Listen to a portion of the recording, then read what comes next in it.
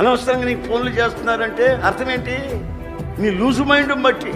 నేను ఎక్కడికైనా ఊళ్ళకి వెళ్తుంటాను, వస్తుంటానండి. నేను రాకముందే హలో యశన గారునా? అవును, నువ్వెవరమ్మా?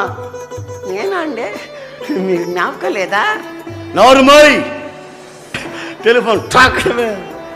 ఇక పొరపాటును కూడా రింగు చేయదు. నీ చేస్తాను. ఎవరో జ్ఞాపకం లేదా? నువ్వా? మగనవా? ఎటనావా? చదువుకున్నావా? అన్నం తిన్నావా? నీళ్ళు తాగావా? నిద్రపోయినప్పుడు కళ్ళు మూత పడుతున్నాయా లేవా? ఇవన్నీ ఫోన్లో నువ్వు అడుగుతుంటే నేను నిద్రపోనిస్తారా?